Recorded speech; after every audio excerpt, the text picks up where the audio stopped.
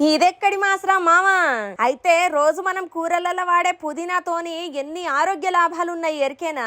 ఎండాకాలంలో మన శరీరంలో వేడిని తగ్గించి చల్లదనాన్ని పెంచుతుందట. అయితే పుదీనాన్ని మంచిగా దంచి మన శరీరానికి రాసుకొని ఒక 20 నిమిషాలు అట్లనే ఉంచాలన్నట. ఇక తర్వాత చల్లటి నీళ్ళతోటి తానం చేయాలన్నట. వేడి మొత్తం పోతదట. ఎండాకాలంలో వడదెబ్బ తలగకుండా మజ్జిగల పుదీనా కలిపి తాగాలన్నట.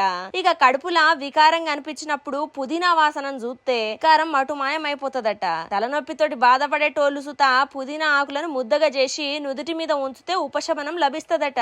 చిన్న పోరగాళ్ళు కడుపు నొప్పి కడుపుబ్బరంతో బాధపడతా అంటే గోరువెచ్చని నీటిలా 5-6 సుక్కల పుదీనా రసం గాచి తాగిపియాలన్నట. మంచి ఉపశమనం లభిస్తదట.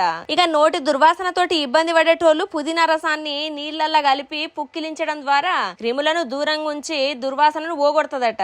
ఇక గొంతు నొప్పితోటి బాధపడేటోళ్లు పుదీనా కషాయంలో ఉప్పు కలిపి పుక్కిలిస్తే సమస్య తొలగిపోతుందట. కీళ్ళ నొప్పులతోటి బాధపడేటోళ్లు రోజు తింటే చాలా మంచిదట.